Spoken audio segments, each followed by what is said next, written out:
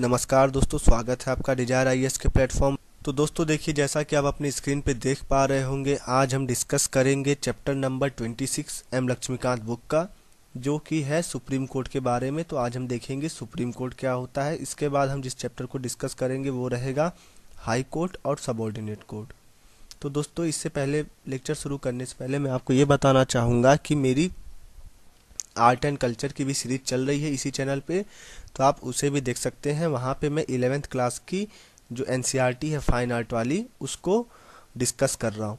साथ ही दोस्तों देखिए, अगर आपने मेरे प्रीवियस लेक्चर को नहीं देखा है तो आप उसको भी देख सकते हैं और अपने प्रिपरेशन में काफ़ी अच्छे से हेल्प ले सकते हैं, काफ़ी अच्छे से तैयारी अपनी कर सकते हैं आप। तो देखिए दोस्तों, जो इंडिया का जो कॉन्स्टिट्यूशन है, वहाँ पे जो जुडिशियल सिस्टम जो है उसमें एक इंटीग्रेटेड जुडिशियल सिस्टम है, जहाँ पे जो सुप्रीम कोर्ट है वो सबसे ऊपर का कोर्ट है, उसके नीचे हाई कोर्ट आता है। लेकिन अमेरिका में इस तरीके से नहीं है। वहाँ पे जो सुप्रीम कोर्ट है और जो हाई कोर्ट है वो दोनों ही अलग अलग हैं। ठीक है दोस्तों, चलिए अब बात करते हैं। अब देखिए, सबसे हमारे यहाँ पे सबसे ऊपर हो गया सुप्रीम कोर्ट, उसके नीचे आएगा हाई कोर्ट। अब हाई कोर्ट के नीचे क्या आएगा? जो सबऑर्डिनेट कोर्ट होते हैं, जैसे कि डिस्ट्रिक्ट कोर्ट या फिर कोई और लोअर कोर्ट जो रहेगा, वो हाई कोर्ट के नीचे आएगा। मतलब कि अगर आपके ऊपर कोई केस हो जाए तो सबसे पहले आपकी सुनवाई होगी डिस्ट्रिक्ट कोर्ट में, उसके बाद फिर आपकी सुनवाई होगी हाई कोर्ट में, फिर उसके बाद जब आप फिर अपील करेंगे तो आपकी सुनवाई कहाँ पे होगी? सुप्रीम कोर्ट में। अब देखिए, जो जो सिंगल सिस्टम ऑफ कोर्ट है या फिर जो इंटीग्रेटेड सिस्टम ऑफ कोर्ट है हमारे यहाँ पे, ये हमने कहाँ से लिया है? गवर्नमेंट ऑफ इंडिया एक्ट था 1935 का, वहाँ से हमने ये सिस्टम उठाया है, जिसमें ये लिखा गया था कि चाहे सेंट्रल लॉ हो या फिर स्टेट का लॉ हो, उसके लिए एक कोर्ट रहेगा सिंगल। देखिए, अगर बात करें वहीं यूएसए की, तो वहाँ पे फेडरल लॉ को इन्फोर्स कौन करता है? Federal judiciary. मतलब कि जो सेंट्रल जो लॉ है, जो सेंट्रल गवर्नमेंट का जो लॉ है, उसको कौन इन्फोर्स करेगा, कौन देखेगा? उसको देखेगा फेडरल जुडिशरी, मतलब कि वहाँ का जो सुप्रीम कोर्ट है। और जो स्टेट लॉ जो है वो किसके द्वारा इन्फोर्स किया जाएगा? स्टेट के जुडिशरी के द्वारा, या फिर जो आप बोलते हैं हाई कोर्ट। लेकिन हमारे यहाँ पे ऐसा नहीं है। हमारे यहाँ पे जो सुप्रीम कोर्ट है वो हाई कोर्ट को भी डायरेक्शन दे सकती है, निर्देश दे सकती है। ठीक दोस्तों, तो देखिए, जो यूएसए में है, यूएसए में डबल सिस्टम ऑफ कोर्ट है। आप भी देख रहे हैं, एक फेडरल है, एक स्टेट के लिए अलग जुडिशरी है। लेकिन मतलब वहाँ पे किस तरीके से, एक सेंटर के लिए है और एक स्टेट के लिए है। ठीक दोस्तों, देखिए दोस्तों, जो इंडिया है, जो हमारा जो देश है, वो एक फेडरल कंट्री तो है जिस तरीके से यूएसए है, लेकिन हमारे यहाँ पे जो जुडिशरी है वो यूनिफाइड है। ठीक दोस्तों, और one system of fundamental law and justice, मतलब एक ही सिस्टम है। सबको एक दूसरे से हमने एक ही धागे में पिरोया है, पूरे जुडिशियल सिस्टम को। लेकिन वहाँ पे इस तरीके से नहीं है यूएसए में। चलिए दोस्तों, आगे बात करते हैं। जो सुप्रीम कोर्ट है हमारा, वो कब बना था? 28 जनवरी 1950। ठीक दोस्तों, और इसने किसको सक्सीड किया था? मतलब इस आखिर 28 जनवरी 1950 के पहले भी तो हमारे यहाँ पे कोर्ट रहे होंगे जो सेंट्रल लेवल के लॉ को इन्फोर्स करते थे। तो वो था फेडरल कोर्ट ऑफ इंडिया, जो किसके द्वारा इस्टेब्लिश किया गया था? Government of India act of 1935। ठीक है दोस्तों, चलिए आगे बात करते हैं। अब देखिए, जो जुरिस्डिक्शन है, जो पावर जो है सुप्रीम कोर्ट की, वो जो है इसके जो पहले था जो फेडरल कोर्ट ऑफ इंडिया, उससे ज़्यादा है एज कम्पेयर टू, मतलब सुप्रीम कोर्ट की पावर है वो ज़्यादा है as compare to federal court of India से, जो इसके पहले जो था, जो इसके मतलब प्रेडिसेसर से पहले। ठीक दोस्तों, अब देखिए, जो सुप्रीम कोर्ट ऑफ इंडिया है उसने किसको रिप्लेस किया? ब्रिटिश प्रिवी काउंसिल था, उसको रिप्लेस किसने किया? सुप्रीम कोर्ट ने। और जब आज़ादी से पहले जो ब्रिटिश प्रिवी काउंसिल जो था वो हाईएस्ट कोर्ट ऑफ अपील था। अब आज के डेट में कौन है? आज के डेट में सुप्रीम कोर्ट है, हाईएस्ट कोर्ट ऑफ अपील। अब देखिए, जो हमारे कॉन्स्टिट्यूशन का जो आर्टिकल नंबर 124 से लेके 147 तक, उसमें दिया गया है सुप्रीम कोर्ट के बारे में। और वो हमारे किस पार्ट में है? पार्ट 5 में। मतलब पार्ट 5 में आर्टिकल 124 से लेके 147 तक उसमें दिया गया है क्या इंडिपेंडेंस है, क्या जुरिस्डिक्शन है, पावर, प्रोसीजर सुप्रीम कोर्ट का। अब देखिए, जो पार्लियामेंट है, पार्लियामेंट भी सुप्रीम कोर्ट को रेगुलेट कर सकती है, उसके पास ये अथॉरिटी है। अब बात करेंगे कि ऑर्गेनाइजेशन किस तरीके से होता है सुप्रीम कोर्ट का, तो हम उसके बारे में देखेंगे। तो देखिए दोस्तों, अभी अगर प्रेजेंट टाइम की बात करूं मैं, तो सुप्रीम कोर्ट में टोटल 31 जज है, एक चीफ जस्टिस है और 30 जजेस हैं। देखिए दोस्तों, प्रेजेंट टाइम पे हमारे यहाँ पे सुप्रीम कोर्ट में टोटल 31 जज हैं, एक चीफ जस्टिस और टोटल 30 जज। ठीक है, 30 जज हो गए प्लस एक चीफ जस्टिस, तो टोटल कितने हो गए 31। और देखिए 2019 में सेंट्रल गवर्नमेंट ने इसको इस इंक्रीज मतलब जज की जो संख्या है, जो मेंबर है जज, जो नंबर है जजों का सुप्रीम कोर्ट में, उसको इंक्रीज किया गया था। पहले कितनी होती थी? पहले 26 होती थी, 26 से बढ़ा के कितना कर दिया गया 31। ठीक दोस्तों, तो पार्लियामेंट डिसाइड करता है कितना नंबर रहेगा जजों का सुप्रीम कोर्ट में। चलिए आगे बात करें। जो इंक्रीज है जजों का, जो नंबर में जो इंक्रीज जो किया गया, उसके लिए एक अमेंडमेंट किया गया, enactment of the supreme court number of जजेस अमेंडमेंट एक्ट ऑफ 2008। अब देखिए, जब शुरू में जब हमारा जब सुप्रीम कोर्ट जब बना था, तो उस समय टोटल सिर्फ और सिर्फ 8 जज होते थे, एक चीफ जस्टिस होता था और एक 7 जज, तो टोटल कितने हो जाएंगे 8। ठीक है, एक चीफ जस्टिस और 7 जज। ठीक दोस्तों, अब उसके बाद देखिए इनका जो नंबर था जजों का, उसको पार्लियामेंट के द्वारा कई बार इंक्रीज किया गया, जैसे कि 1956 में इसको इंक्रीज करके 10 किया गया, फिर 13 किया गया 1960 में, और 17 कर दिया गया 1977 में, उसके बाद 25 कर दिया गया 1986 में, और अगर अब हाल की बात करूँ तो कितना कर दिया गया 31। ठीक है दोस्तों, चलिए आगे बात करेंगे जज का अपॉइंटमेंट क्या। अब हम पढ़ेंगे जजों के बारे में। ठीक है, तो उनका अपॉइंटमेंट किस तरीके से होता है, अब हम उसको देखेंगे समझेंगे। देखिए दोस्तों, कोई भी जो भी जज बनेगा सुप्रीम कोर्ट का, उसको अपॉइंट कौन करता है? प्रेसिडेंट करता है, हमारा राष्ट्रपति अपॉइंट करता है सुप्रीम कोर्ट के जज को। अब देखिए, ये जो जज जो अपॉइंट होगा, इसमें अगर चीफ जस्टिस की बात करूँ तो चीफ जस्टिस को कौन अपॉइंट करता है? हमारा राष्ट्रपति, प्रेसिडेंट। किसके द्वारा कंसल्ट करता है? हमारा प्रेसिडेंट जो जज होते हैं सुप्रीम कोर्ट के, साथ ही साथ जो जज होते हैं हाई कोर्ट को, अगर उसको लगता है नेसेसरी, उसको लगता है अगर जरूरी है, तब वो क्या करता है? हमारा प्रेसिडेंट कंसल्ट करता है, उसके बाद सुप्रीम कोर्ट के चीफ जस्टिस को अपॉइंट करता है। अब देखिए, जो चीफ जस्टिस है, उसको छोड़ के अदर जो जज हैं, उनको भी अपॉइंट कौन करता है? प्रेसिडेंट ही करता है, लेकिन किसके द्वारा कैसे करता है? चीफ जस्टिस ऑफ इंडिया जो है, उससे कंसल्ट करने के बाद, साथ ही जो सुप्रीम कोर्ट और हाई कोर्ट के कुछ जजों से कंसल्ट करने के बाद ही जो है अपॉइंट करेगा। और ये जो कंसल्ट जो करेगा, अगर उसको जरूरी लगता है तभी कंसल्ट करेगा। चलिए आगे बात करते हैं। दोस्तों, जो हमारा प्रेसिडेंट है, प्रेसिडेंट को अगर सुप्रीम कोर्ट के किसी जज को अगर अपॉइंट करना है, तो उसको जो है किसी चीफ जस्टिस जो है हमारा इंडिया का, जो सुप्रीम कोर्ट का जो चीफ जस्टिस जो होता है, कमेंट सेक्शन में आप बताइए। चलिए अभी मैं ही बता देता हूँ। रंजन गोगोई, जैसे कि अभी हमारे हाल के सुप्रीम कोर्ट के चीफ जस्टिस हैं, तो आप कमेंट सेक्शन में बताइएगा वो किस नंबर के चीफ जस्टिस हैं, उनका कौन सा नंबर के हैं, और साथ ही आप ये भी बताइएगा कि इनसे पहले कौन थे। चलिए वही बता देता हूँ, वो थे दीपक मिश्रा। ठीक है दोस्तों, चलिए, तो जो कंसल्ट मतलब प्रेसिडेंट को हमारे कंसल्ट करना ही करना पड़ेगा, किससे? चीफ जस्टिस से। ठीक है, ऑब्लिगेटरी है नेचर में।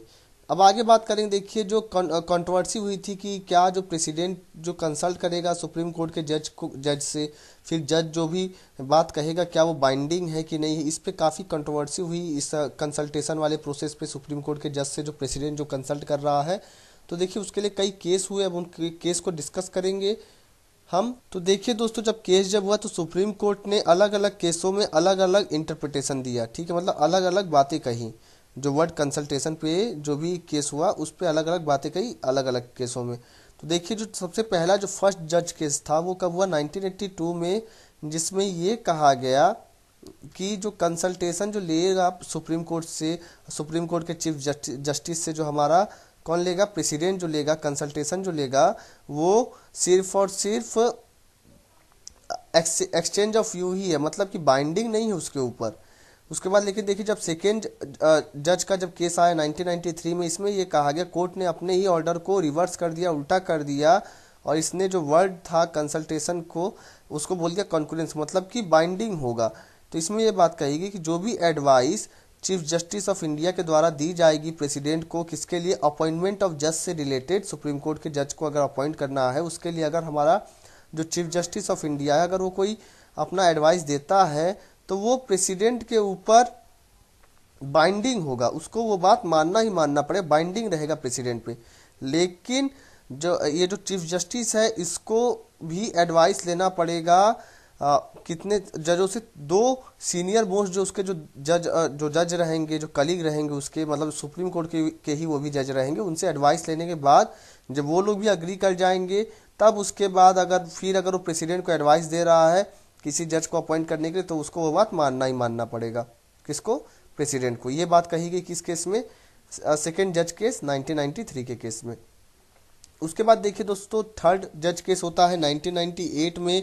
इसमें कोर्ट ने जो कंसल्टेशन प्रोसेस जो एडॉप्ट किया जाता है चीफ जस्टिस ऑफ इंडिया के द्वारा, उसमें इसने ये कहा कि इसमें प्लूरलिटी ऑफ जजेस होना चाहिए। अब इसका क्या मतलब है समझते हैं। मतलब ये होता है यहाँ पे प्लूरलिटी जजेस का मतलब कि कई जजों से, मतलब एक से ज़्यादा जजों से पूछने के बाद ही, कंसल्ट करने के बाद ही जो चीफ जस्टिस ऑफ इंडिया जो कंसल्ट एडवाइस जो देगा प्रेसिडेंट को तभी माना जाएगा, तभी बाइंडिंग होगा। तो देखिए इसमें ये कहा गया है कि जो चीफ जस्टिस का ऑफ इंडिया का जो ओपिनियन जो है कंसल्टेशन के प्रोसेस का, उसमें जो हमारा जो चीफ जस्टिस है वो कम से कम 4 जो सीनियर मोस्ट जज हैं सुप्रीम कोर्ट के उनसे कंसल्ट करेगा। और ये जो सिस्टम कहलाए, क्या कहलाए? Collegium system. ये बात याद रखिएगा। तो सुप्रीम कोर्ट के जज का अपॉइंटमेंट किस तरीके से होता है? कोलेजियम सिस्टम के द्वारा होता है। देखिए दोस्तों अगर दो जज भी अगर अपना ओपिनियन अगर उल्टा रखते हैं, नहीं मानते हैं उस रिकमेंडेशन के, या फिर जिसको रिकमेंड किया जा रहा है उससे वो लोग बोलते हैं कि उसको रिकमेंड नहीं करना चाहिए, तो जो हमारा सुप्रीम कोर्ट का जो चीफ जस्टिस है वो उनको रिकमेंड नहीं करेगा। ठीक है, वो उनका रिकमेंडेशन गवर्नमेंट के पास नहीं भेजेगा। ठीक दोस्तों, अब देखिए जो चीफ जस्टिस ऑफ इंडिया है, अगर मान लीजिए इस कोलेजियम सिस्टम के द्वारा, अगर इस कोलेजियम सिस्टम से ना चल के अपने मर्जी से अगर किसी पर्सन का अगर रिकमेंडेशन दे देता है सुप्रीम कोर्ट के जज के बनने के लिए, तो वो जो कंसल्टेशन वो जो एडवाइस जो रहेगी वो प्रेसिडेंट के ऊपर या गवर्नमेंट के ऊपर बाइंडिंग नहीं रहेगी। उसके बाद देखिए 99 कॉन्स्टिट्यूशनल अमेंडमेंट एक्ट आया था 2004 में। इसको बोला गया था national judicial appointment system commission NJAC। ठीक है, एक्ट ऑफ 2014। इसमें यह कहा गया कि जो कॉलेजियम सिस्टम जो हमने जो ऊपर जो पढ़ा, तो इसमें टोटल कितने मेंबर होते हैं? 5 मेंबर। एक तो खुद चीफ जस्टिस ऑफ इंडिया और साथ ही साथ 4 सीनियर मोस्ट जज ऑफ सुप्रीम कोर्ट। ठीक दोस्तों, ये बात याद रखिएगा। तो इसमें ये बात कही गई कि जो कॉलेजियम सिस्टम इसको रिप्लेस करके और जो अपॉइंटमेंट का जो प्रोसेस है सुप्रीम कोर्ट और हाई कोर्ट के जज का, उसके लिए एक नया बॉडी बनाया जाएगा जिसको हम कहेंगे national judicial appointment system, sorry commission. ठीक है दोस्तों, या फिर NJAC। अब देखिए 2014 ने सुप्रीम कोर्ट ने डिक्लेयर किया कि जो 99 कॉन्स्टिट्यूशनल अमेंडमेंट है वो इसी के द्वारा तो NJAC बनाया गया, तो इसको सुप्रीम कोर्ट ने डिक्लेयर कर दिया अनकॉन्स्टिट्यूशनल और वाइड। और ये कहा गया यहाँ पे कि ये जो है बेसिक स्ट्रक्चर का हनन कर रहा है ये, या फिर वायलेशन कर रहा है ये अमेंडमेंट। तो देखिए यहाँ पे तो जो पहले का जो कॉलेजियम सिस्टम जो था वो दोबारा से ही चालू हो गया। जो ऐसे जो मैंने ऊपर जो आपको बताया ना, यहाँ पे 4 मोस्ट सीनियर मोस्ट जज और प्लस एक सुप्रीम कोर्ट का चीफ जस्टिस, तो टोटल 5 मेंबर होते हैं कॉलेजियम सिस्टम में। चलिए आगे बात करते हैं। अब देखिए ये कहा गया कि जो न्यू सिस्टम है, जो NJAC का जो नया जो सिस्टम है, उससे क्या होगा? उससे जो है जुडिशरी का जो इंडिपेंडेंस है, जो पावर का जो पावर ऑफ सेपरेशन का जो हम लोग जो हमारे कॉन्स्टिट्यूशन में जो प्रोविजन जो दिया गया है उसका वायलेशन होगा। इसलिए जो है NJAC के अमेंडमेंट को इन्होंने अनकॉन्स्टिट्यूशनल डिक्लेयर कर दिया और कॉलेजियम सिस्टम आज भी हमारे यहाँ पे चल रहा है। ठीक है दोस्तों, चलिए अब आगे बात करते हैं। अब देखिए दोस्तों अपॉइंटमेंट जो चीफ जस्टिस का होता है वो किस तरीके से होता है, पहले हम उनको देखेंगे, फिर जज के अपॉइंटमेंट को और अच्छे से डिस्कस करेंगे। तो देखिए 1950 से लेके 1973 तक हमारे यहाँ पे क्या होता था कि सुप्रीम कोर्ट का जो जज जो अपॉइंट होता था, वो जो सबसे सीनियर जज जो होता था सुप्रीम कोर्ट का, उसी को हम इंडिया का चीफ जस्टिस बनाते थे। लेकिन ये जो कन्वेंशन जो था, जो प्रथा जो चली आ रही थी 1950 से लेके 1973 तक, इसको वायलेट किया गया कब? 1973 में, जब AN राय इनको क्या बना दिया गया? इनको चीफ जस्टिस ऑफ इंडिया बना दिया गया। और इसमें इस समय इन्होंने क्या किया? इनसे 3 सीनियर जज थे, उनको छोड़ के AN राय को चीफ जस्टिस बना दिया गया इंडिया का। ये प्रोसेस कब आया? 1973 में इस जो कन्वेंशन था कि सीनियर मोस्ट जज को सुप्रीम कोर्ट का चीफ जस्टिस बनाना है, उसको तोड़ा गया। ठीक है दोस्तों, उसका देखिए दोबारा ही 1977 में एमयू बेग थे, उनको अपॉइंट कर दिया गया चीफ जस्टिस ऑफ इंडिया, और उन्होंने उनसे भी सीनियर जज थे उस समय सुप्रीम कोर्ट में, लेकिन उनको ना अपॉइंट करके एमयू बेग को अपॉइंट किया गया। ठीक दोस्तों, अब देखिए ये जो सेकेंड जज दोस्तों, जो गवर्नमेंट जो ऐसा कर रही थी ना कि सीनियर जज को ना अपॉइंट करके चीफ जस्टिस जो जूनियर जज होते थे उनको भी उन्हीं को अपॉइंट कर देती थी और सीनियर जज नहीं बन पाते, तो ये जो गवर्नमेंट जो सुप्रीम कोर्ट के जो जज का अपॉइंटमेंट में जो ये जो चीफ जस्टिस का अपॉइंटमेंट में हनन जो करता था पावर का, जो ये अपने मर्जी से किसी को भी अपॉइंट जो कर देता था, इसको जो है इस पावर को ख़त्म किया गया। सेकेंड जज केस जो था 1993 में, उससे इस पावर को ख़त्म किया गया और सुप्रीम कोर्ट ने ये कहा कि जो सबसे सीनियर मोस्ट जज जो होगा, जो सबसे सीनियर जज होगा, उसी को सुप्रीम कोर्ट का चीफ जस्टिस बनाया जाएगा। ठीक दोस्तों, तो अब आप जान लीजिए, आप आज भी यही नियम है, जो सबसे सीनियर मोस्ट जज रहेगा सुप्रीम कोर्ट का, उसी को चीफ जस्टिस अपॉइंट किया जाएगा। अब दोस्तों, अब हम देखेंगे कि क्या क्वालिफिकेशन होती है जज की, उसके बारे में दोस्तों अब हम डिस्कस करेंगे। तो देखिए, किसी भी पर्सन को सुप्रीम कोर्ट का जज बनना है तो सबसे पहले बात तो उसको क्या होना चाहिए? इंडिया का सिटीजन होना चाहिए। उसके बाद जो दूसरा जो कंडीशन ये है कि या तो वो जो है हाई कोर्ट का जज हो कम से कम 5 सालों के लिए, ठीक दोस्तों, या फिर वो हाई कोर्ट में वकील हो, एडवोकेट हो, कितने सालों के लिए? 10 साल से वो वकालत कर रहा हो हाई कोर्ट में। ठीक दोस्तों, ये बात भी क्लियर हो गया होगा। और साथ ही साथ वो एक क्या होना चाहिए? डिस्टिंग्विश्ड जूरिस्ट भी होना चाहिए। किसके ओपिनियन में, किसके नज़रों में? प्रेसिडेंट के नज़रों में। अब डिस्टिंग्विश्ड जूरिस्ट मतलब क्या हुआ? डिस्टिंग्विश्ड मतलब होता है विख्यात, या फिर आप कह सकते हैं प्रसिद्ध। ठीक है, किसके नज़रों में? प्रेसिडेंट के नज़रों में। चलिए आगे बात करते हैं, ओथ और अफर्मेशन कौन दिलाता है सुप्रीम कोर्ट के जज को? तो देखिए, जो हमारा जो भी पर्सन अपॉइंट होता है सुप्रीम कोर्ट का जज, तो अपने पद पे जाने से पहले उसको एक ओथ दिलाया जाता है। किसके द्वारा? प्रेसिडेंट के द्वारा। अब मान लीजिए अगर प्रेसिडेंट नहीं है तो किसी और पर्सन को प्रेसिडेंट अपॉइंट कर देता है ओथ दिलाने के लिए। याद रखिए, चीफ जस्टिस नहीं दिलाता है, कौन दिलाता है? प्रेसिडेंट दिलाता है सुप्रीम कोर्ट के जज को ओथ। अब देखिए, ओथ में ये कहा जाता है, वही पुराना ओथ ही है जिस तरीके से हम पीछे पढ़ते थे कि फेथ और एलिजियंस रखना है इंडिया के कॉन्स्टिट्यूशन में। उसके बाद फिर अपहोल्ड करना है सॉवरेनिटी और इंटीग्रिटी जो इंडिया का जो है। उसके बाद उनको जो है अपनी ड्यूटी, जो जजमेंट का जो ड्यूटी जो है उनका, उनको ईमानदारी से निभाना है और अपनी बेस्ट एबिलिटी और नॉलेज से अपनी ड्यूटी को निभाना है। उनको किसी का फेवर या किसी के डर से अपनी ड्यूटी को नहीं निभाना है, किसी का फेवर नहीं करना है। ठीक दोस्तों, साथ ही साथ ये भी ओथ दिलाया जाता है कि इनको जो हमारा जो कॉन्स्टिट्यूशन है और जो लॉ है उसको भी बनाए रखना, उसको अपहोल्ड करना है। अब बात करें दोस्तों, टेन्योर क्या होता है किसी भी जज का, किसी भी सुप्रीम कोर्ट के जज का टेन्योर कितना होता है? तो कोई भी जज है उसके लिए 3 प्रोविजन यहाँ पे दी गई हैं। तो कोई भी जज, सुप्रीम कोर्ट का जज कब तक बना रहेगा? 65 ईयर तक। तो रिटायरमेंट एज क्या हो गई सुप्रीम कोर्ट के जज की? 65 ईयर।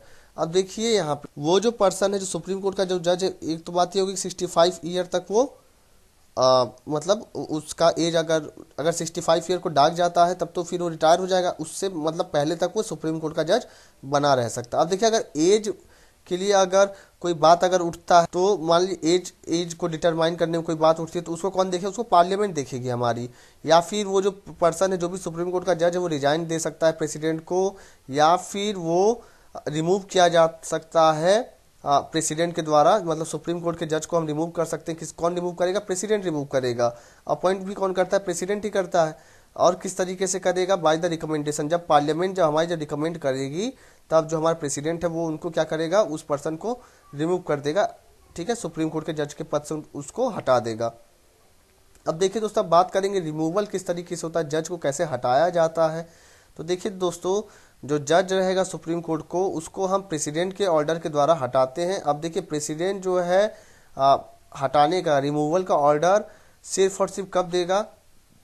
जब पार्लियामेंट कहेगी प्रेसिडेंट को, जब पार्लियामेंट जब रिकमेंडेशन देगी तभी जो है वो उसको हटाएगा। किसको? सुप्रीम कोर्ट के जज को, वो भी उसी सेशन में, सेम सेशन में ही। अब देखिए आगे बात करें, ये जो पार्लियामेंट में, तो पार्लियामेंट में एक मोशन चलाना पड़ेगा, उसके लिए देखिए एक बिल लेके आना पड़ेगा या फिर एक रिजोल्यूशन लेके आना पड़ेगा बाय ए स्पेशल मेजोरिटी, मतलब दोनों ही हाउस में स्पेशल मेजोरिटी से उस रेजोल्यूशन को पास होना चाहिए। ठीक है, उसके बाद देखिए किस ग्राउंड पे, मतलब क्या बेस क्या रहेगा कि किस बात के लिए हम उसको रिमूव कर सकते हैं। तो मान लीजिए कि अगर उसको हम प्रूव कर दें क्या मिस बिहेवियर, कि उसका बिहेवियर अच्छा नहीं, या फिर इनकैपेसिटी, इनकैपेसिटी मतलब कि वो जो है जो पद जो उसको मिला हुआ है उसको वो संभाल नहीं पा रहा है। ठीक दोस्तों, अब देखिए जजेस इंक्वायरी एक्ट आया था 1968 में, इसमें प्रोसीजर बताया गया कि क्या प्रोसीजर रहेगा किसी भी सुप्रीम कोर्ट के जज को हटाने के लिए। और ये जो ये इसी तरीके से रहेगा जिस तरीके से इम्पीचमेंट का। अब देखिए इम्पीचमेंट किसका होता है, प्रेसिडेंट का। तो आप कह सकते हैं जिस तरीके से प्रेसिडेंट को हटाया जाता है, प्रेसिडेंट को अगर रिमूव करना है, जिस तरीके का रिजोल्यूशन ले आना पड़ता है सॉरी, उसी तरीके से सुप्रीम कोर्ट के जज को भी हटाया जाता है। अब देखिए ये जो रिमूवल का जो मोशन जो है उसको कम से कम 100 मेंबर, अगर लोकसभा में अगर पहले ले आया जा रहा है तो 100 मेंबर, और अगर राज्यसभा में ले आया जा रहा है तो 50 मेंबर जो है उस मोशन को साइन करेंगे पहले, और उसको जो है स्पीकर या फिर चेयरमैन को देंगे। अब देखिए स्पीकर और या फिर चेयरमैन, जहाँ पे अगर लोकसभा में चलेगा तो स्पीकर, और अगर राज्यसभा में पहले चलेगा तो चेयरमैन। तो ये लोग या तो मोशन को मान भी सकते हैं या फिर रिफ्यूज भी कर सकते हैं, मना भी कर सकते हैं। मतलब जो चेयरमैन और स्पीकर हैं ये लोग बाइंडिंग नहीं है पार्लियामेंट के ऊपर, इनकी मर्जी है। ठीक दोस्तों, अब देखिए अगर स्पीकर या चेयरमैन अगर मान जाते हैं उसको हटाने के लिए, तो ये लोग एक 3 मेंबर कमेटी बनाएंगे कि जो चार्ज जो उस पर्सन पे लगाया गया है जिसको हम रिमूव कर रहे हैं सुप्रीम कोर्ट के जज के तौर पे, उस चार्ज को इन्वेस्टिगेट करेंगे कि क्या इसने कोई गलती की है कि नहीं की है। अब देखिए जो कमेटी जो बनाई जाएगी, इन्वेस्टिगेशन कमेटी जो 3 मेंबर की जो बन रही है, इसमें हमारा चीफ जस्टिस रहेगा सुप्रीम कोर्ट का या फिर कोई जज सुप्रीम कोर्ट का, साथ ही साथ एक चीफ जस्टिस रहेगा किसी हाई कोर्ट का, और एक डिस्टिंग्विश्ड जूरिस्ट, मतलब एक मशहूर जूरिस्ट भी रहेगा या प्रसिद्ध जूरिस्ट। चलिए अब आगे बात करते हैं। अगर कमेटी अगर पा जाती है कि हाँ वो जो है गिल्टी ऑफ मिसबिहेवियर है या फिर सफरिंग फ्रॉम इनकैपेसिटी, तो फिर ये लोग तब हाउस क्या करेगी, ये लोग अपना रिपोर्ट हाउस को देंगे, पार्लियामेंट को देंगे, और हाउस फिर उसके खिलाफ मोशन चलाएगी उस जज के खिलाफ। अगर वो मोशन पास हो जाता है हर एक हाउस में पार्लियामेंट के स्पेशल मेजोरिटी के द्वारा, तब जो है जो पार्लियामेंट है वो अपना डिसीजन किसको, अपना रिकमेंडेशन किसको दे देगी, प्रेसिडेंट को दे देंगे। और उसके बाद फिर प्रेसिडेंट जो है एक ऑर्डर निकालेगा, और जो है ऑर्डर को मतलब प्रेसिडेंट पास कर देगा और उस जज को रिमूव कर दिया जाएगा दोस्तों। ठीक है, चलिए आगे बात करूं तो देखिए आज तक किसी भी जज को सुप्रीम कोर्ट से रिमूव नहीं किया गया है, ये बात याद रखिएगा। जो सबसे पहला और सिर्फ यही एक केस है इम्पीचमेंट जिसके खिलाफ चलाया गया था, वो थे justice V Ramaswamy, supreme court के जज थे 1991 से लेकर 1993 तक। लेकिन देखिए जो इंक्वायरी कमेटी थी उसने जो है इनको गिल्टी ऑफ मिसबिहेवियर पाया था, लेकिन ये जो मोशन था जो चलाया गया था इनके मतलब इनको रिमूव करने के लिए, जो इम्पीचमेंट का जो मोशन था वो लोकसभा में पास नहीं हो पाया था। ठीक दोस्तों, क्योंकि जो कांग्रेस पार्टी थी वो अब्सटेंड कर गई थी वोटिंग से।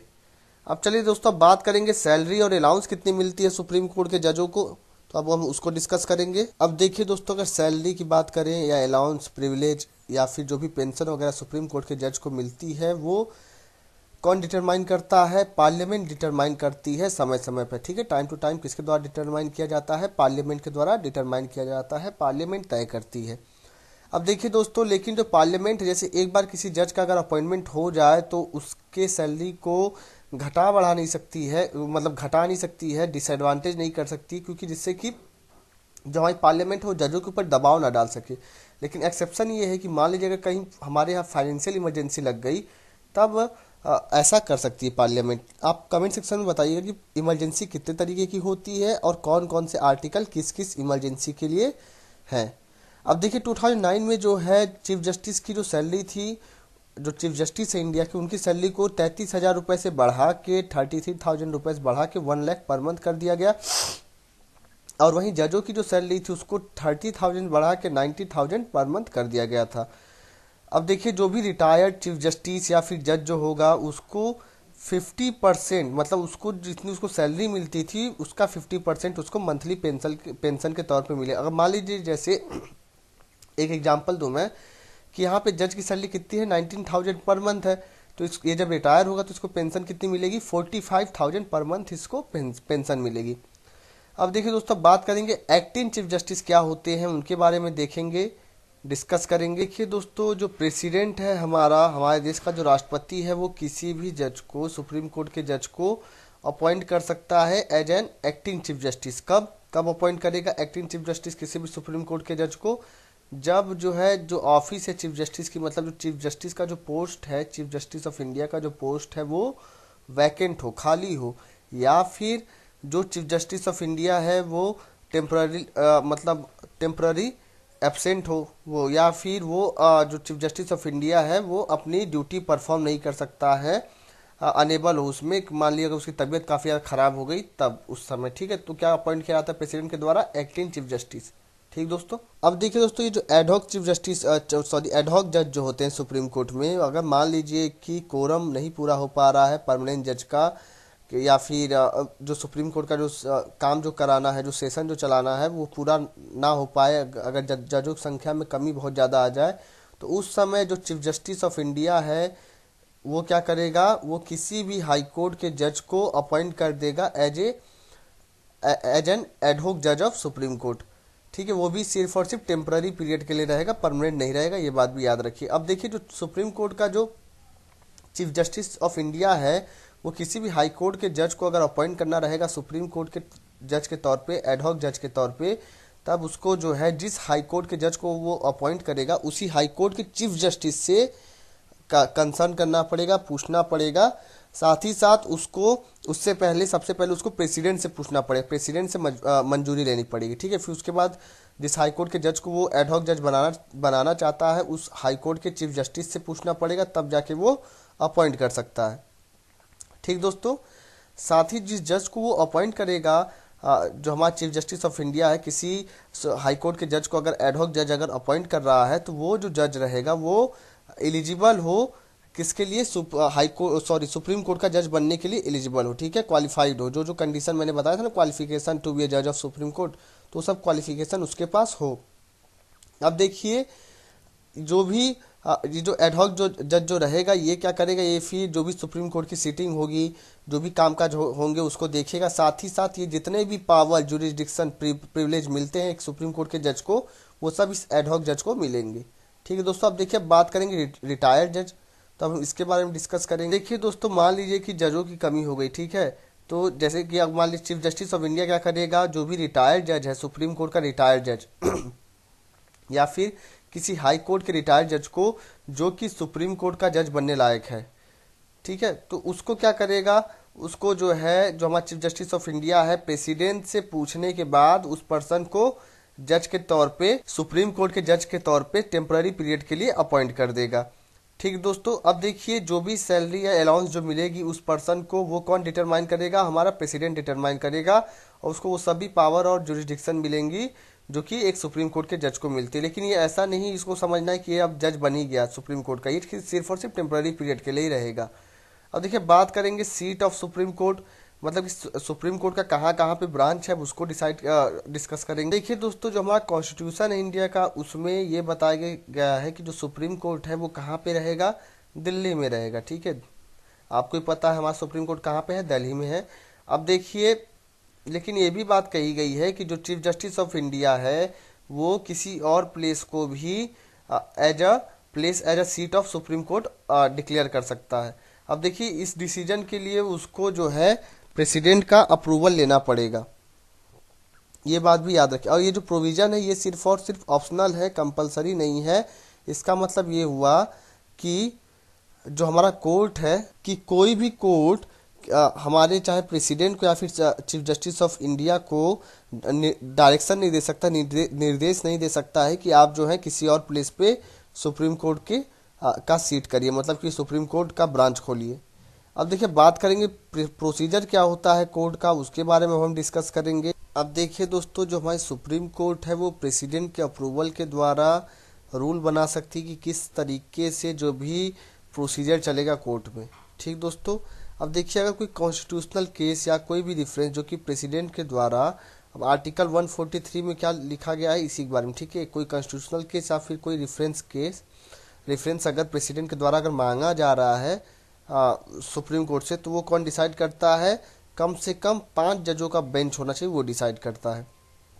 अब देखिए कोई और अलग कोई अदर केस है तो उसको जो डिसाइड किया जाता है वो कम से कम कितने जज होंगे, 3 जजों के बेंच के द्वारा डिसाइड किया जाता है।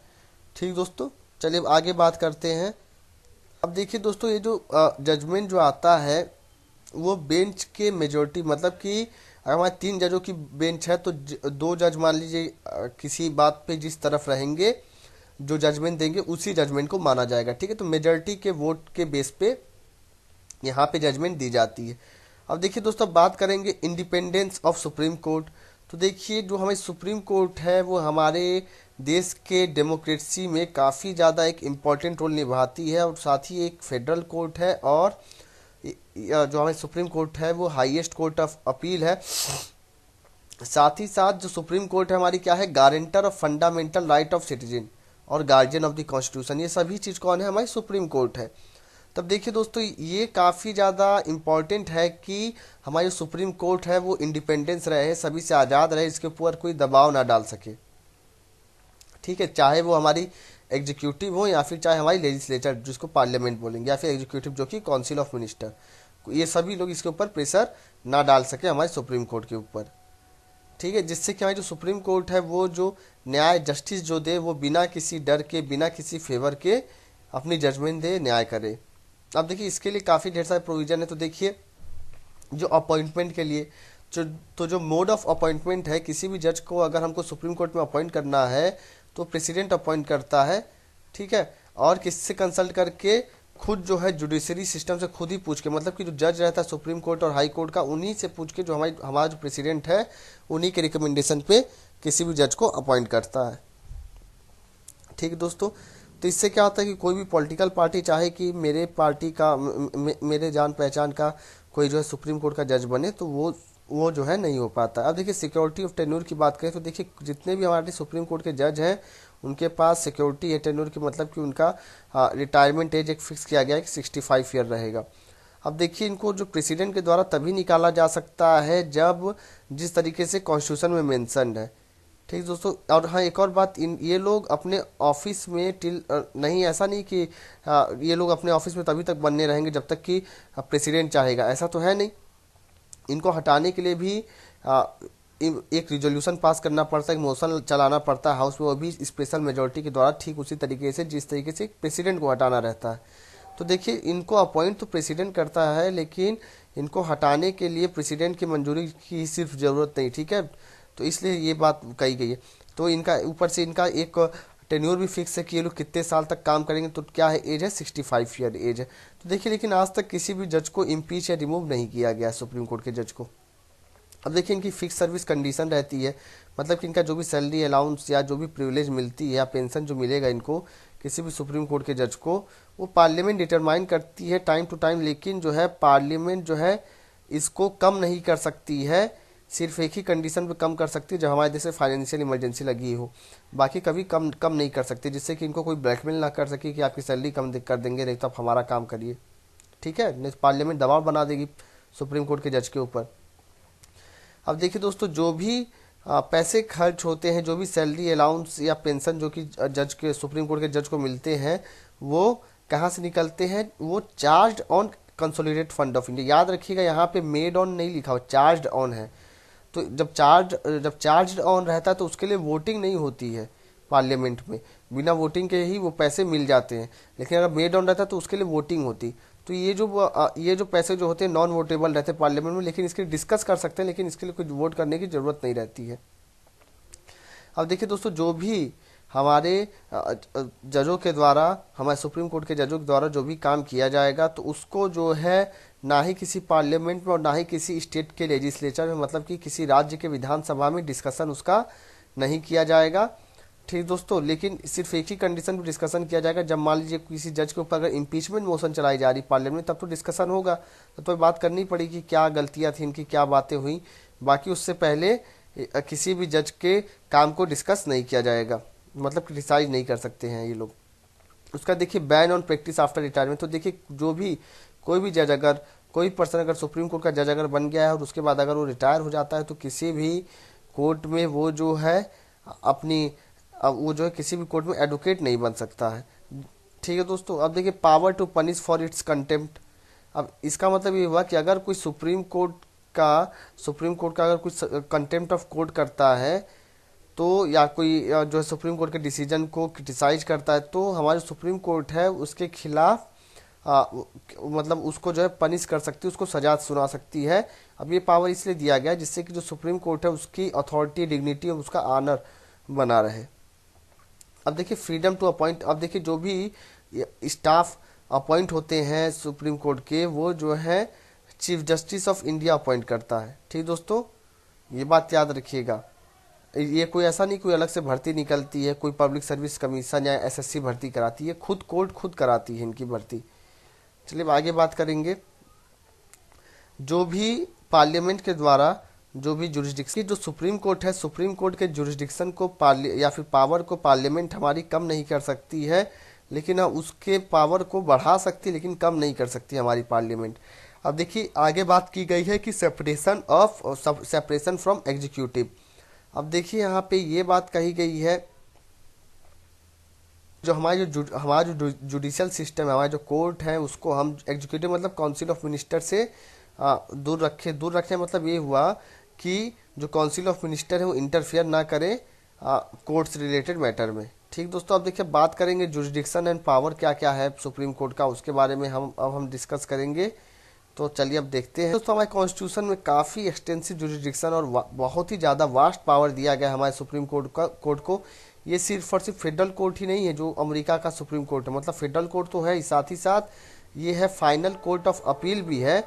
जिस तरीके से British House of Lords, the upper house of the British parliament, जिस तरीके से ये जो फाइनल कोर्ट ऑफ अपील होता है ब्रिटेन में, उस तरीके से भी है फाइनल कोर्ट ऑफ अपील भी है। और जिस तरीके से फेडरल कोर्ट होता है अमेरिका में सुप्रीम कोर्ट, उसी तरीके से हमारी जो सुप्रीम कोर्ट है वो एक फेडरल कोर्ट भी है। ठीक दोस्तों, अब देखिए ये जो है फाइनल इंटरप्रेटर हमारे कॉन्स्टिट्यूशन का, साथ ही साथ हमारे कॉन्स्टिट्यूशन का गार्जियन भी है। ये जो सुप्रीम कोर्ट है वो फंडामेंटल राइट का हमारे गारंटर भी है। अब देखिए इसको जो है कुछ एडविजरी पावर भी मिली है और कुछ सुपरविजरी पावर भी मिली हुई है। ठीक है, उसका देखिए अलादी कृष्णा स्वामी अय्यर के द्वारा एक मेंबर थे ड्राफ्टिंग कमेटी के, उन्होंने ये कहा है कि जो सुप्रीम कोर्ट है इंडिया का, उसके पास पूरे वर्ल्ड में जितनी सुप्रीम कोर्ट है उन सभी से ज़्यादा पावर हमने अपने यहाँ के सुप्रीम कोर्ट के दिया है। ठीक है, और कहीं पे भी सुप्रीम कोर्ट को इतना ज़्यादा पावर नहीं दिया गया जितना हमने अपने यहाँ के सुप्रीम कोर्ट को दिया है। तो देखिए दोस्तों, अब जो पावर है सुप्रीम कोर्ट के, अब हम उसको 7 पार्ट में डिवाइड करेंगे। तो वो है original jurisdiction, writ jurisdiction, appellate jurisdiction, advisory jurisdiction, a court of record, power of judicial review and साथ ही साथ अदर पावर। तो हम एक एक चीज़ को डिस्कस करेंगे, समझेंगे। तो देखिए सबसे पहले हम बात करेंगे कि ओरिजिनल जुरिस्डिक्शन में कौन से पावर उसके। देखिए दोस्तों, जैसा कि आप सभी लोग जानते हैं कि हमारा जो सुप्रीम कोर्ट है वो हाईएस्ट कोर्ट ऑफ अपील तो है ही, साथ ही साथ एक फेडरल कोर्ट भी है। तो मान लीजिए कि अगर कोई डिस्प्यूट हो जाता है इंडियन फेडरेशन में, तब वो डिस्प्यूट को कौन सुलझाएगा? हाँ, सुप्रीम कोर्ट सुलझाएगा। अभी डिस्प्यूट किनके किनके बीच होगा, इसको समझने के लिए देखिए, अगर मान लीजिए कोई डिस्प्यूट हो जाता है सेंट्रल गवर्नमेंट और स्टेट गवर्नमेंट के बीच में, चाहे वो एक स्टेट हो या फिर एक से ज़्यादा स्टेट हो। ठीक है, मतलब सेंट्रल गवर्नमेंट और एक से ज़्यादा स्टेट के बीच में डिस्प्यूट हो जाए, या फिर सेंट्रल गवर्नमेंट या फिर किसी स्टेट के बीच में डिस्प्यूट हो जाए। ठीक है, या फिर दो से ज़्यादा स्टेट्स के बीच में डिस्प्यूट हो जाए, तो भी कौन देखेगा? सुप्रीम कोर्ट ही देखेगा।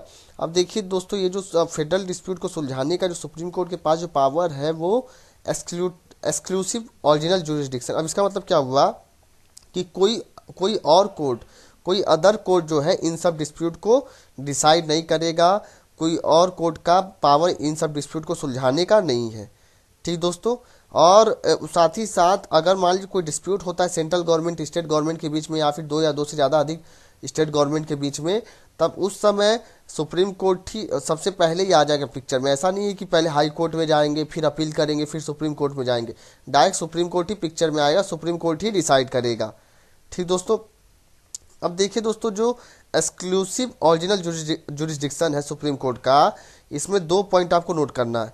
जो सबसे पहला पॉइंट ये कहा गया है कि अगर मान लीजिए कि कोई जो है कोई लॉ या फिर कोई फैक्ट जो है ऑन विच एग्जिस्टेंस और एक्सटेंड, मतलब कि क्या वो जो लीगल राइट के ऊपर डिपेंड करेगा नहीं करेगा इस सब डिस्प्यूट में, वो सब भी क्वेश्चन इसमें इन्वॉल्व रहेंगे। ठीक है, मतलब किसी लॉ के लिए भी क्वेश्चंस इन्वॉल्व रहेंगे। तो आप ये कह सकते हैं कि पॉलिटिकल नेचर जो है मतलब पॉलिटिक्स को हमारे सुप्रीम कोर्ट से दूर रखा गया। अब देखिए, जो दूसरी बात ये कही गई है कि अगर मान लीजिए कि अगर कोई प्राइवेट सिटीजन का मतलब केस होता है, किसके मतलब वो किसके अगेंस्ट, किसके बीच में डिस्प्यूट होता है, प्राइवेट सिटीजन और एक और अगेंस्ट सेंट्रल गवर्नमेंट या फिर स्टेट गवर्नमेंट। मतलब ये हुआ कि मान लीजिए सेंट्रल गवर्नमेंट वर्सेस सिटीजन के बीच में हो जाए, किसी नागरिक के बीच में हो जाए, फिर स्टेट गवर्नमेंट वर्सेस किसी नागरिक के बीच में हो जाए कोई डिस्प्यूट, तो वो जो है सुप्रीम कोर्ट के अंतर्गत नहीं आएगा। ठीक है, वो डिस्प्यूट सुप्रीम कोर्ट के अंतर्गत नहीं आएगा। ये बात याद है, सिर्फ और सिर्फ किसके, सेंट्रल गवर्नमेंट और स्टेट गवर्नमेंट या एक से ज़्यादा स्टेट गवर्नमेंट के बीच में डिस्प्यूट के लिए, किसी प्राइवेट सिटीजन के डिस्प्यूट को नहीं, यहाँ पे ये जो है ओरिजिनल जुरिस्डिक्शन नहीं रहेगा सुप्रीम कोर्ट का।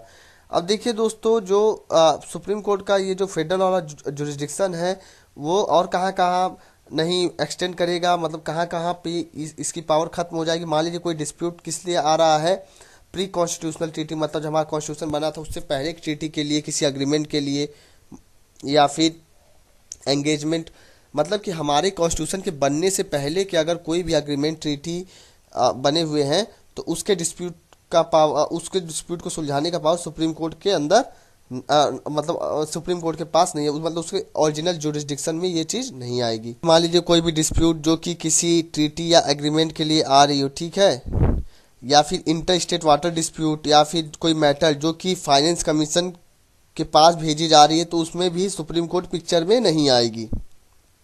ठीक दोस्तों, ये बात भी याद रखिएगा। या फिर अगर किसी डैमेज की रिकवरी करनी है स्टेट गवर्नमेंट के द्वारा, किससे रिकवरी करनी है, सेंट्रल गवर्नमेंट से, तो उसके लिए भी सुप्रीम कोर्ट पिक्चर में नहीं आएगा। सुप्रीम कोर्ट का ओरिजिनल जुरिस्डिक्शन वो नहीं है। ठीक है दोस्तों, या फिर मान लीजिए एडजस्टमेंट करना है, किस चीज़ का एडजस्टमेंट करना है, expenses and pension between central and state government, तब उसमें भी सुप्रीम कोर्ट का ओरिजिनल जुरिस्डिक्शन नहीं। अब देखिए 1961 में तो इसमें यह बात कही गई कि सुप्रीम कोर्ट के ओरिजिनल जुरिस्डिक्शन के अंदर लिया जाए किस केस को, West Bengal against the centre, मतलब West Bengal state against central government. तो ये केस तो जाएगा सुप्रीम कोर्ट के ओरिजिनल जुरिस्डिक्शन में ही रहेगा।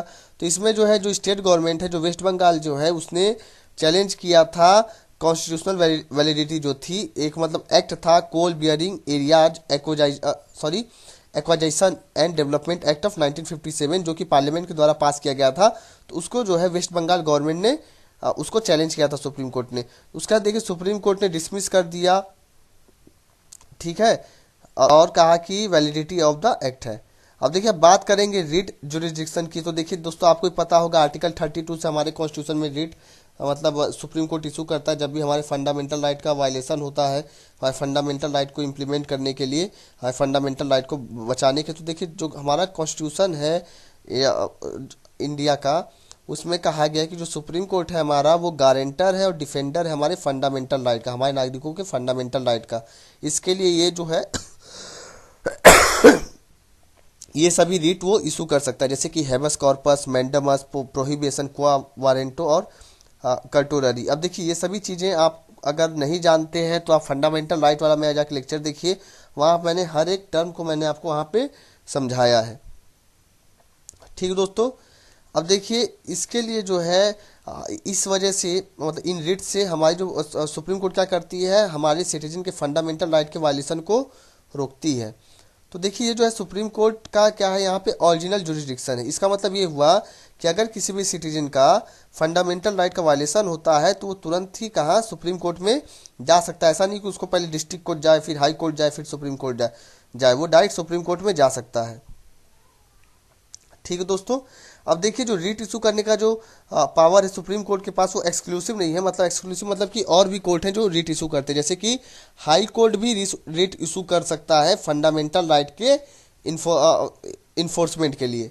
ठीक दोस्तों, ये बात भी क्लियर हो गई होगी। चलिए आगे बात करें।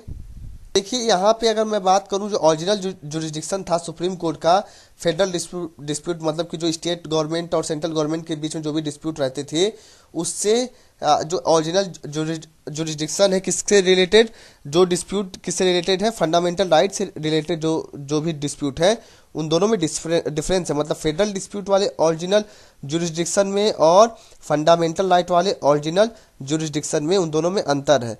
तो देखिए फर्स्ट केस में सिर्फ और सिर्फ मतलब फेडरल डिस्प्यूट को सुलझाने के लिए सिर्फ और सिर्फ हमारा सुप्रीम कोर्ट ही है, कोई और कोर्ट इन सब इशू को, फेडरल डिस्प्यूट के इशू को नहीं सुलझा सकता। लेकिन जो फंडामेंटल राइट से का जो वायलेशन को रोकना है या फिर इसके लिए जो भी रीट इशू करना है, वो एक्सक्लूसिव नहीं सुप्रीम कोर्ट के पास, उसके लिए हाई कोर्ट भी है। ठीक दोस्तों, चलिए अब आगे बात करें। अब देखिए यहाँ पे कुछ डिफरेंस भी है रीट जुरिस्डिक्शन सुप्रीम कोर्ट और हाई कोर्ट के बीच में। जो है सुप्रीम कोर्ट है वो सिर्फ और सिर्फ रीट इशू किस लिए कर सकती है, सिर्फ और सिर्फ फंडामेंटल राइट के ही इन्फोर्समेंट के लिए, फंडामेंटल राइट को लागू करने के लिए ही रीट इशू कर सकती है। लेकिन वहीं अगर दूसरी तरफ बात करूँ, हाई कोर्ट जो है वो और चीज़ों के लिए भी रीट इशू कर सकती है। मतलब फंडामेंटल राइट के लिए तो इशू करेगी, और भी चीज़ों के लिए रीट इशू कर सकती है। तो आप ये कह सकते हैं कि रीट इशू करने का जो पावर है, जो जुरिस्डिक्शन जो है हाई कोर्ट का, वो ज़्यादा है और या फिर बड़ा है as compare to supreme court के। ठीक दोस्तों, ये बात भी क्लियर हो गया होगा। अब देखिए हम बात करेंगे अपीलिट जुरिस्डिक्शन। अब अपीलिट मतलब अपील करते हैं ना आप लोग, कि पहले मान लीजिए अगर आपके खिलाफ कोई केस चल रहा है तो आप पहले कहाँ जाएंगे, डिस्ट्रिक्ट कोर्ट, फिर हाई कोर्ट, फिर सुप्रीम कोर्ट। तो देखिए जैसे कि हमारे सुप्रीम कोर्ट में हमने अभी ऊपर पढ़ा कि जो हमारा सुप्रीम कोर्ट है वो सिर्फ और सिर्फ फेडरल कोर्ट ही नहीं इंडिया का, उसने जो है ब्रिटिश प्रीवी काउंसिल जो कि हाईएस्ट कोर्ट ऑफ अपील था, उसको भी इसने रिप्लेस किया, किसने, हमारे सुप्रीम कोर्ट ने। ठीक दोस्तों, तो इसमें क्या है कि मान लीजिए कि अगर किसी लोअर कोर्ट ने कोई जजमेंट दिया है और हमको उसके खिलाफ अपील करना है, तो हम फिर सुप्रीम कोर्ट में जाते हैं अपील करने के लिए। अब देखिए ये जो अपीलिट जुरिस्डिक्शन है सुप्रीम कोर्ट का, उसको हम 4 कैटेगरी में डिवाइड करेंगे। पहला appellate in constitutional matter, appeals in civil matters, appeals in criminal matter and appeals by special leave. तो देखिए कॉन्स्टिट्यूशनल मैटर की बात करें तो कोई भी अपील जो कि सुप्रीम कोर्ट में की जाएगी और किसके खिलाफ की जाएगी, मान लीजिए किसी हाई कोर्ट ने अगर कोई जजमेंट अगर दे दिया, तो हम किसके खिलाफ अपील करेंगे फिर, मतलब इस डिसीजन के खिलाफ, हाई कोर्ट के जजमेंट के खिलाफ कहाँ पे अपील करेंगे, सुप्रीम कोर्ट में। तो उसमें जो है आपको एक क्या किया गया हाई कोर्ट के द्वारा, कि मतलब जो हमारा कॉन्स्टिट्यूशन है उसका इंटरप्रिटेशन, मतलब कि जो भी प्रोविजन कॉन्स्टिट्यूशन का उसमें बताया गया, उसमें जो है हमारे हाई कोर्ट ने घुमा फिरा के बताया, ठीक है, मतलब गलत बताया हो, तो उसको कौन फिर डिसाइड करता है, फिर उसके खिलाफ अगर हमको अपील करना तो सुप्रीम कोर्ट में हम जा सकते हैं। एक बात याद रखिएगा, जो हमारी जो ट्रिब्यूनल है, आपको पता होगा जैसे कि नेशनल ग्रीन ट्रिब्यूनल है, ठीक है, आप कमेंट सेक्शन में बताइए कि किसने इस्टेब्लिश किया था, सॉरी इसका अभी चेयरमैन कौन है और कब इस्टेब्लिश किया गया था नेशनल ग्रीन ट्रिब्यूनल को। तो हम अगर मान लीजिए अगर एनजीटी ने अगर कोई जो है आपको डिसीजन दे दिया, कोई जजमेंट सुना दिया, तो हम उसके खिलाफ भी सुप्रीम कोर्ट में अपील कर सकते हैं। ठीक है दोस्तों, ये बात भी याद रखिएगा। अब चलिए हम आगे बात करें, अगर सिविल मैटर को डिसाइड करना, अगर सिविल मैटर रिलेटेड अगर हम सुप्रीम कोर्ट में अपील करते हैं किसी हाई कोर्ट के जजमेंट के खिलाफ, तो उसमें कौन कौन सी बातें हैं, तो उसको अब हम डिस्कस करेंगे। मान लीजिए दोस्तों कोई सिविल मैटर हो गया, अब उसमें आपको जो है सजा सुना दिया गया, कहाँ पे, हाई कोर्ट में। तो अब उसके खिलाफ क्या करेंगे, सुप्रीम कोर्ट में जाके आप उसके खिलाफ वकील कर सकते अपील कर सकते हैं उस डिसीजन के खिलाफ, हाई कोर्ट के डिसीजन के खिलाफ। अब देखिए सिविल केस के लिए पहले जो है 20,000 मतलब ये कहा गया था कि वही केस को जो है सुप्रीम कोर्ट में भेजा जाएगा जिसका सम कितना रहेगा, 20,000 रहेगा, ठीक है। लेकिन इस मॉनेटरी लिमिट को जो है 30th कॉन्स्टिट्यूशनल अमेंडमेंट एक्ट 1972 के द्वारा इसको हटा दिया गया। अब देखिए क्रिमिनल मैटर के लिए, तो मान लीजिए कि अगर किसी पर्सन को क्रिमिनल मैटर के लिए हाई कोर्ट ने दोषी पाया है, तो या फिर उसको सज़ा सुना दी, जैसे कि उसको लाइफ इम्प्रिजनमेंट दे दे, या फिर उसको सेंटेंस टू द डेथ, मतलब कि अगर उसको मृत्यु दंड दे दे, फांसी की सज़ा दे दे, तो जो है आप उसके खिलाफ भी सुप्रीम कोर्ट में जा सकते हैं। ठीक है, उसके खिलाफ अपील करने के लिए आप वहां पे जा सकते हैं। अब देखिए अपील बाय स्पेशल लीव।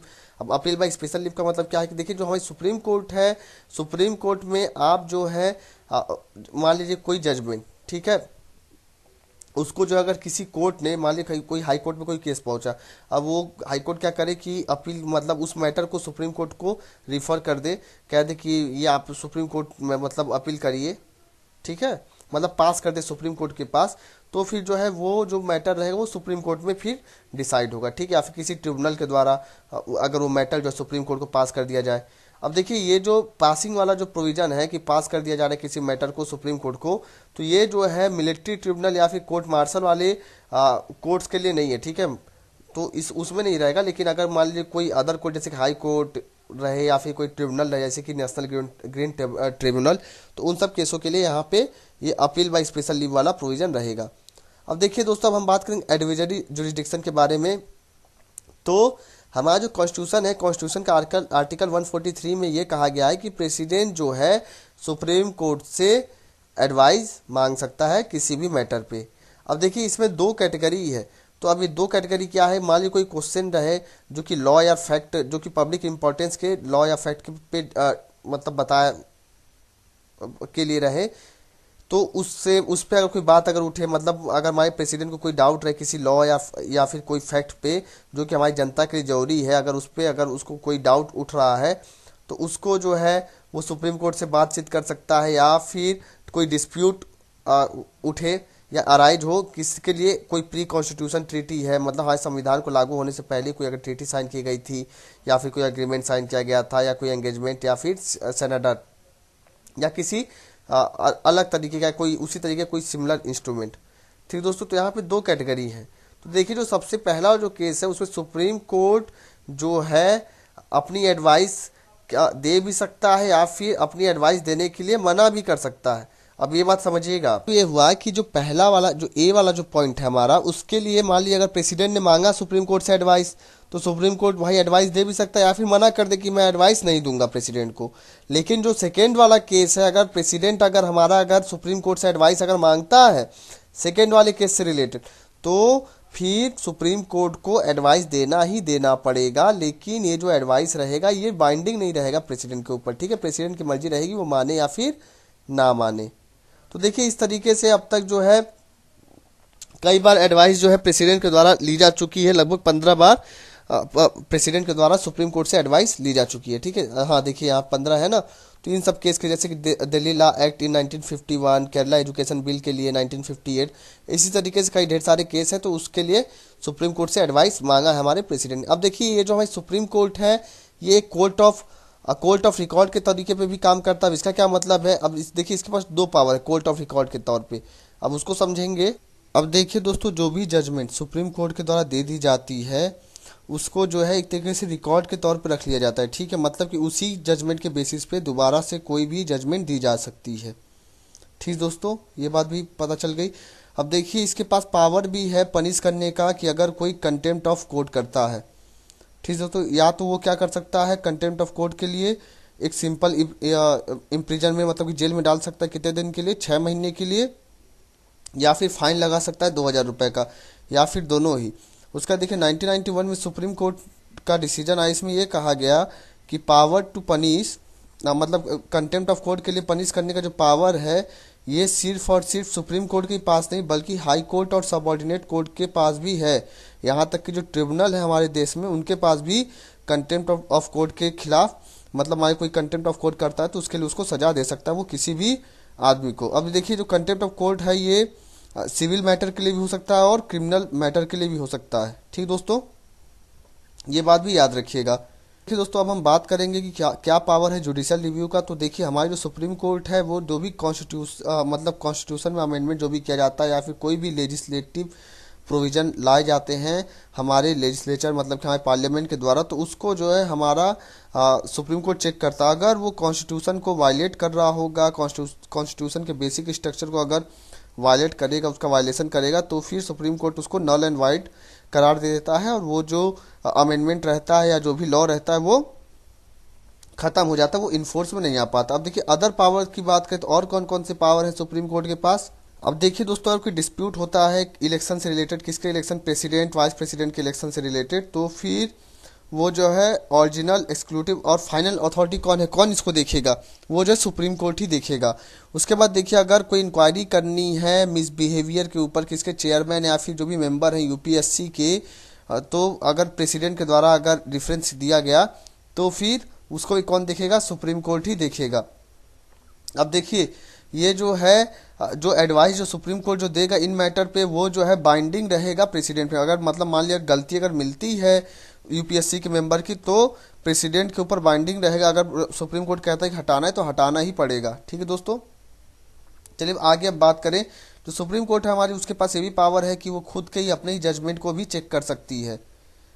ठीक दोस्तों, और वो बाउंड नहीं कि अपने प्रीवियस जो उसने जो पहले जो अपने डिसीजन लिए थे उसी पे काम करे। वो चाहे तो उसको चेंज भी कर सकती है। मान लीजिए कोई अगर उससे गलती होगी तो उसको भी चेंज कर सकती है। एग्जाम्पल के तौर पे देखें तो देखिए, केशव आनंद भारती केस जो है, वो गोलकनाथ केस जो था, जिसमें ये कहा गया था कि जो हमारे जो पार्लियामेंट है वो हमारे कॉन्स्टिट्यूशन के किसी भी पार्ट को अमेंड कर सकते हैं। लेकिन केशव आनंद भारती केस में फिर क्या कहा गया कि पार्लियामेंट हमारी किसी भी पार्ट को अमेंडमेंट कर सकती है हमारे कॉन्स्टिट्यूशन के, लेकिन हमारे कॉन्स्टिट्यूशन का बेसिक स्ट्रक्चर को चेंज नहीं करना चाहिए। ठीक है दोस्तों, ये बात कही गई थी। अब देखिए दोस्तों, अगर कोई जो है कोई केस जो है अगर हाई कोर्ट में पेंडिंग है, तो सुप्रीम कोर्ट उसको अपने अंडर में ले सकती है। ठीक है, बिना किसी या फिर अपील, अगर मान ली कोई पेंडिंग है हाई कोर्ट में, तो भी जो है उसको अपने अंडर में ले सकती है और उसके उसके जो है उस केस को अपने अंडर में सुन के डिसीजन दे सकती है। ठीक दोस्तों, अब जो भी लॉ सुप्रीम कोर्ट के द्वारा बनाया जाएगा वो पूरे ऑल इंडिया में ही बाइंडिंग रहेगा। ठीक दोस्तों, अगर मान लीजिए कि कोई लॉ जो कि हमको पूरे ऑल इंडिया में, पूरे देश में ही लागू करना है, तो वो लॉ भी कौन बनाएगा, कौन कौन कौन डिसीजन देगा उसके लिए, वो भी डिसीजन हमारी सुप्रीम कोर्ट ही देगी। अब देखिए, जो हमारा कॉन्स्टिट्यूशन का फाइनल इंटरप्रेटर मतलब ये होता है कि मान लीजिए कोई प्रोविजन दिया गया तो उसको समझा। जैसे कि मैं भी आपको यहाँ पे क्या कर रहा हूँ, जैसे पॉलिटी है जो लक्ष्मीकांत की बुक है, इसकी एक एक लाइन को कोशिश कर रहा हूँ कि आपको समझा सकूँ। तो जो मैं कह रहा हूँ, तो जिस तरीके से मैं समझा रहा हूँ, जो प्रोविजन आपको बता रहा हूँ, तो यहाँ पे मैं आपको समझा रहा हूँ। उसी तरीके से अगर कॉन्स्टिट्यूशन से रिलेटेड कोई प्रोविजन को अगर समझना है, कोई बात अगर समझनी है उसके किसी आर्टिकल से रिलेटेड, तो फाइनल इंटरप्रेटर कौन रहेगा, मतलब जो हमारे सुप्रीम कोर्ट जो बात कह देगी वही माने जाएगी। ठीक है, हमारे कॉन्स्टिट्यूशन से रिलेटेड प्रोविजन के लिए। लेकिन इसका मतलब ये नहीं, वो जो प्रोविजन है वो कॉन्स्टिट्यूशन में दिया गया, बस उसको इंटरप्रेट करेगा कौन, हमारा सुप्रीम कोर्ट। चलिए अब आगे बात करें तो देखिए, ये जो है इसके पास पावर रहती है जुडिशियल सुप्रिटेंडेंस की।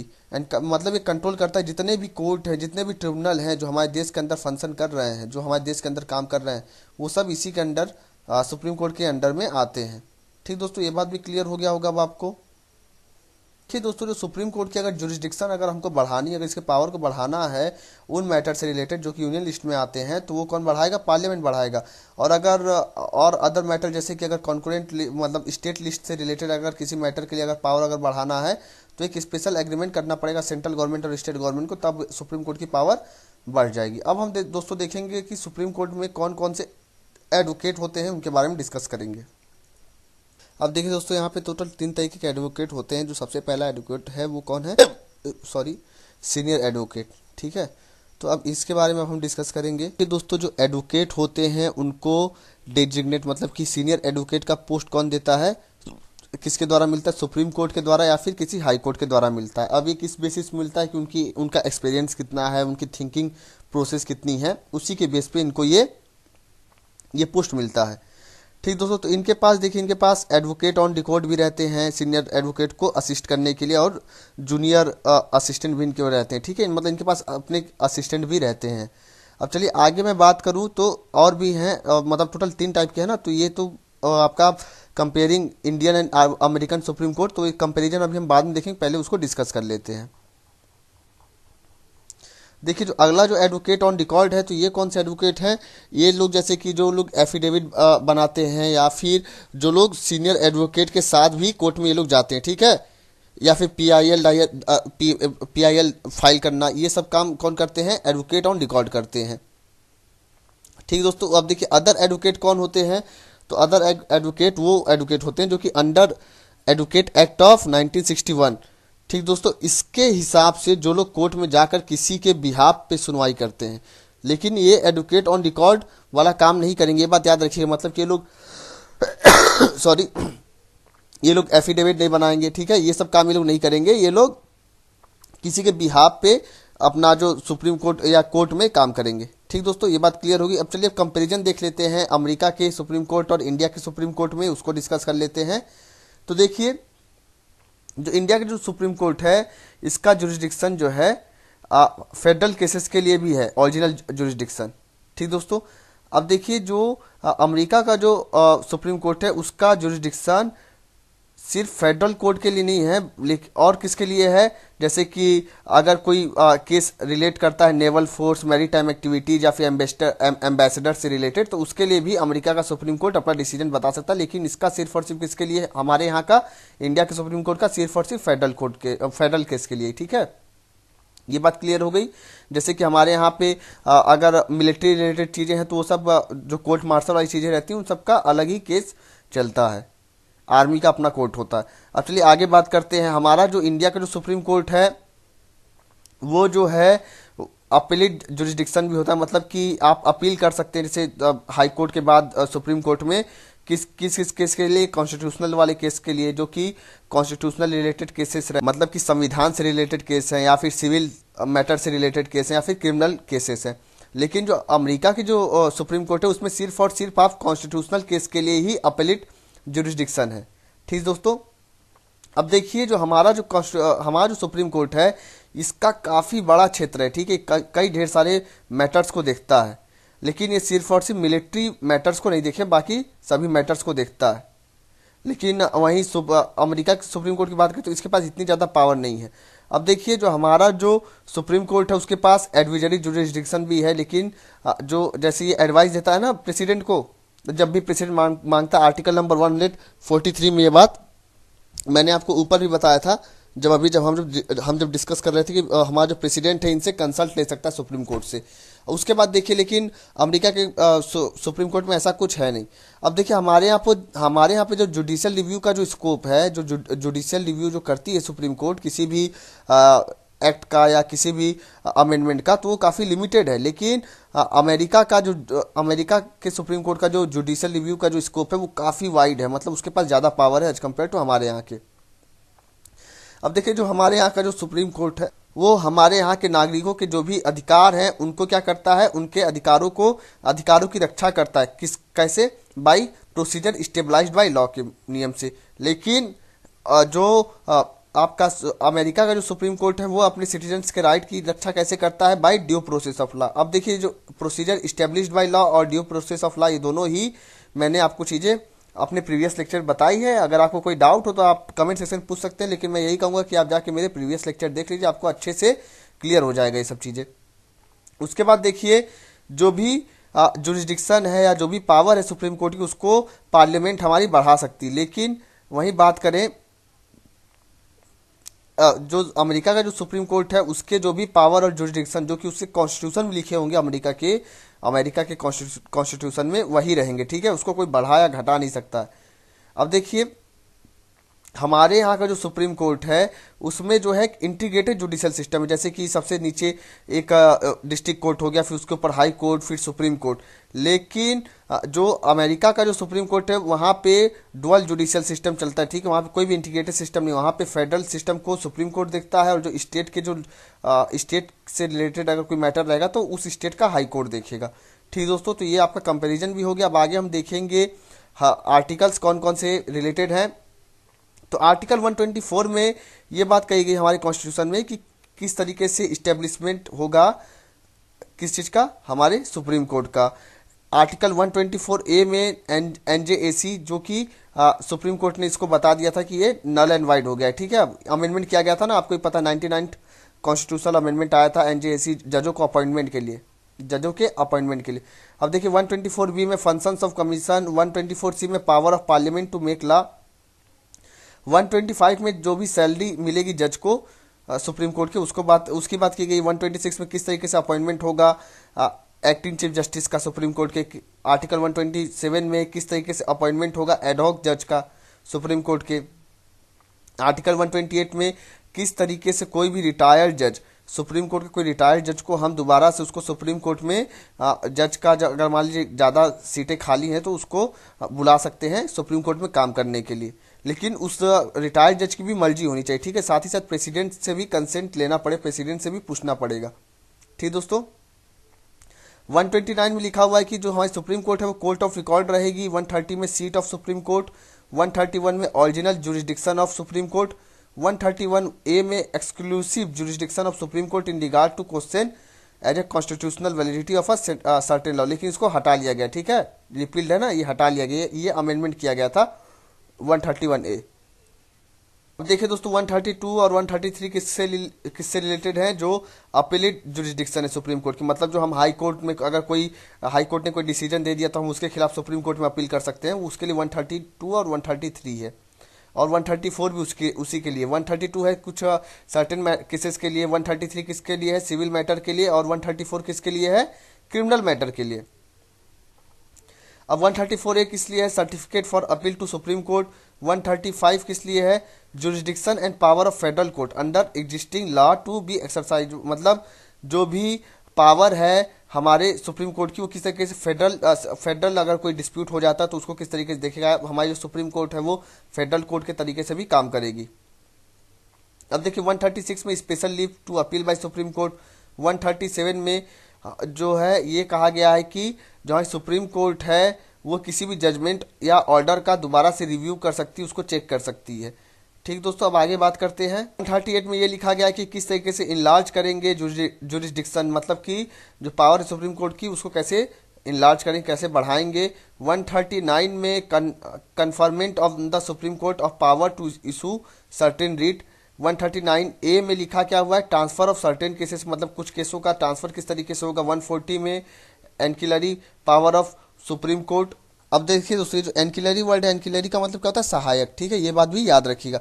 अब देखिए 141 में क्या लिखा गया है कि जो भी लॉ डिक्लेयर किया जाएगा सुप्रीम कोर्ट के द्वारा, मतलब सुप्रीम कोर्ट अगर किसी लॉ को डिक्लेयर कर देगी, कोई लॉ बना देगी, कोई लॉ अगर लागू करेगी तो वो जितने भी कोर्ट हैं उन सभी को वो लॉ मानना पड़ेगा, ठीक है, सभी कोर्ट को बाइंडिंग रहेगा, चाहे हाई कोर्ट हो चाहे कोई डिस्ट्रिक्ट कोर्ट हो, उन सभी को। अब देखिए 142 में क्या लिखा हुआ, enforcement of decrees and orders of supreme court and order as to discovery. 143 में प्रेसिडेंट का पावर है कि वो किस तरीके से सुप्रीम कोर्ट से कंसल्ट ले सकता है, सुप्रीम कोर्ट से अपना जो है उससे सहायता मांग सकता है कि वो अपना व्यू रखे, उसका जो है प्रेसिडेंट को अपना पक्ष रखे। मतलब ये हुआ यहाँ पे कि 143 में जो प्रेसिडेंट है, मान लीजिए कोई भी लॉ रिलेटेड अगर कोई बात फंसती है, उसको अगर जानकारी चाहिए तो वो सुप्रीम कोर्ट से पूछ सकता है, ठीक है।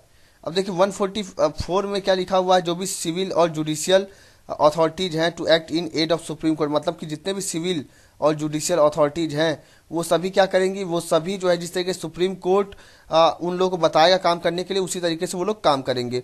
144 ए जो हमारा जो ये किस तरीके से, देखिए जहाँ भी ए बी सी डी इस तरीके से लिखे रहते हैं ना आर्टिकल में, वो आप जान लीजिए कि वो अमेंडमेंट से ऐड होते हैं, तो इसको हटा लिया गया था, ठीक है। लेकिन जान लीजिए क्या था, special provision as to disposal of question relating to constitutional validity of law, ठीक है। अब 145 में रूल ऑफ कोर्ट क्या रहेगा, कोर्ट में रूल क्या रहेगा। 146 में ऑफिस और सर्वेंट एंड दी एक्सपेंसेस, मतलब कि किस तरीके से सुप्रीम कोर्ट का मतलब खर्चा चलेगा, पैसे कहाँ से आएंगे। 147 में इंटरप्रिटेशन, ठीक है, जो सुप्रीम कोर्ट ने किसी भी हमारे कॉन्स्टिट्यूशन के प्रोविजंस को मतलब इंटरप्रेट करी, कौन करता है, सुप्रीम कोर्ट ही करता है, ठीक है। ये हमारा फाइनल इंटरप्रिटेशन कौन करता है, हमारे कॉन्स्टिट्यूशन के प्रोविजन को सुप्रीम कोर्ट ही करेगा, ठीक है।